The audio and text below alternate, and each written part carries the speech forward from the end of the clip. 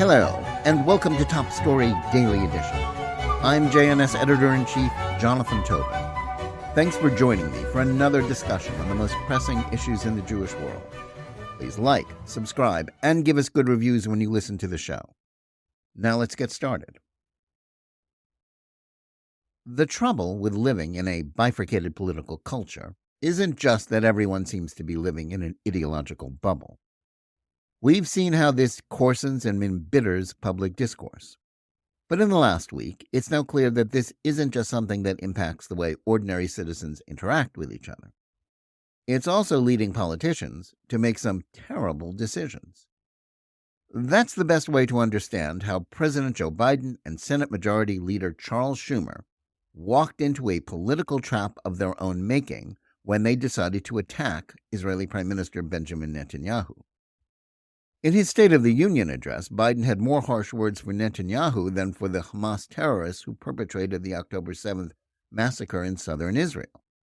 Then Schumer gave a speech on the floor of the Senate that not only labeled the prime minister as being equally responsible for the lack of peace with the Palestinians as Hamas in Gaza and the supposedly more moderate Palestinian Authority in Ramallah, which has repeatedly rejected offers of statehood while also subsidizing terrorism.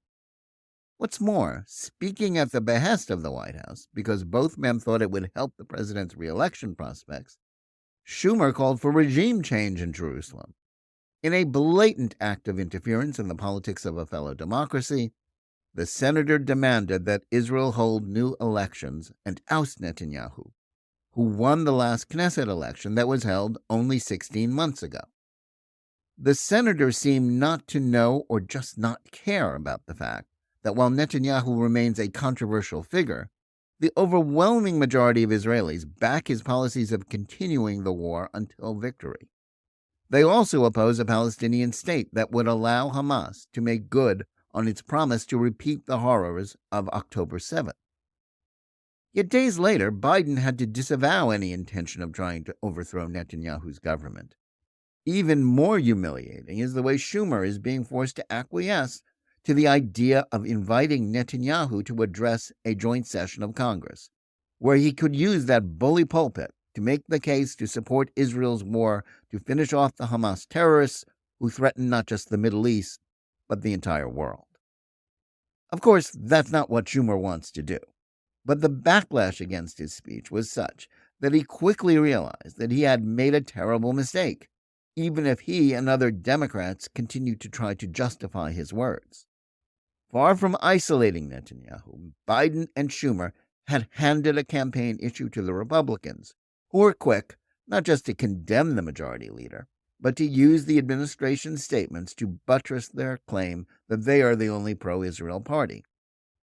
That led Senate Republicans to invite Netanyahu to give a virtual address to their caucus meeting this week, where he briefed them on the war against Hamas and Israel's intentions to keep fighting until the terrorists are eliminated. House Speaker Mike Johnson then said he intended to ask the Prime Minister to address Congress, leaving Senate Leader Schumer in a position where a refusal to go along with the idea would clearly brand him and his party as foes of the Jewish state. The problem for Biden and Schumer was that they were so immersed in the debates inside their own party that they forgot that what passes for conventional wisdom among left-wing Democrats, especially when it comes to Israel, bears little resemblance to the political reality of the rest of America.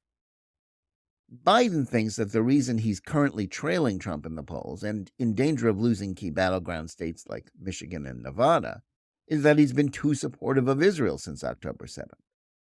There has been a civil war going on within the Democratic Party since then, as lower-level administration officials, congressional staffers, and even Biden re-election campaign workers have voiced their opposition to Israel's war against Hamas and demanded an immediate ceasefire that would leave the genocidal terrorists still standing and make them the victors of the war they launched.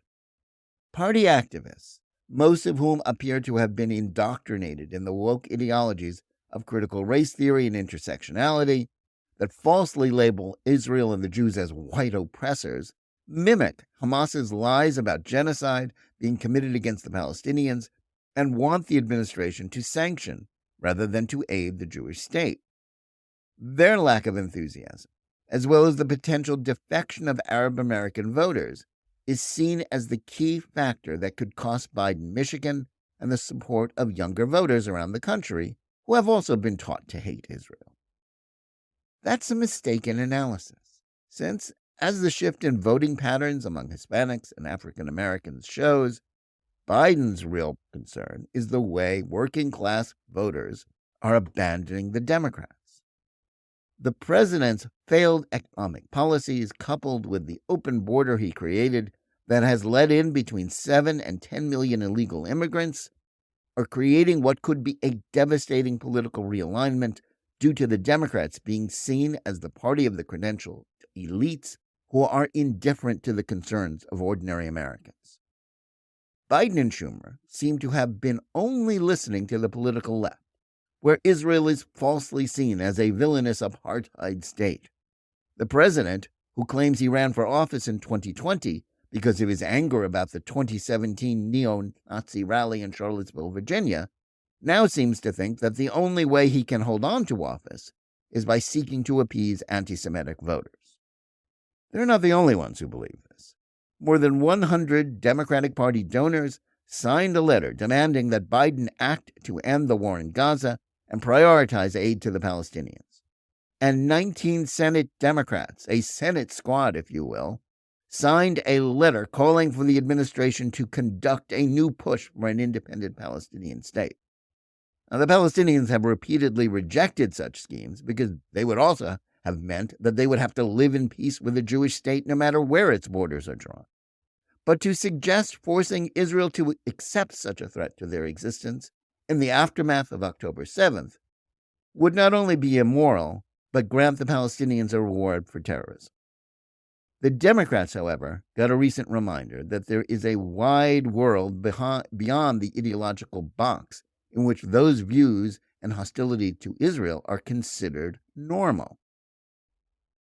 The pushback against Schumer's attack on Israel from mainstream Jewish organizations, including umbrella groups like the Conference of Presidents of Major American Jewish Organizations, had to shock the senator, since he assumed that most of organized Jewry agreed with him and with leftist Jewish groups about opposing the continuation of the war against Hamas and deposing Netanyahu. Other pro-Israel Democrats, like former House Majority Leader Steny Hoyer and former Democratic National Committee Chair Debbie Wasserman Schultz, either distanced themselves from Schumer's stand or maintained silence about it, showing that they understood the danger to their party posed by the abandonment of Israel. More importantly, the willingness of Republicans to eagerly embrace Netanyahu and Israel was a cue to the Democrats that outside of the political left, support for Israel remains strong. And though left-wing activists may stay home or vote for a third-party candidate in November, there are far more votes from independents and moderates in the political center and swing states. That includes the support of some liberal Jews who have been shocked by the way a surge in anti-Semitism has impacted their lives and endangered their children on college campuses. A Netanyahu speech in Washington will be deeply embarrassing for Biden, since he has refused to invite him to the White House since he returned to the premiership at the end of 2022, as the administration openly rooted for the Israeli left to topple him. But just as the Biden-Schumer attacks on issues supported by Israelis strengthened Netanyahu at home, so too have their broadsides encouraged Republicans to double down on their embrace of the Jewish state.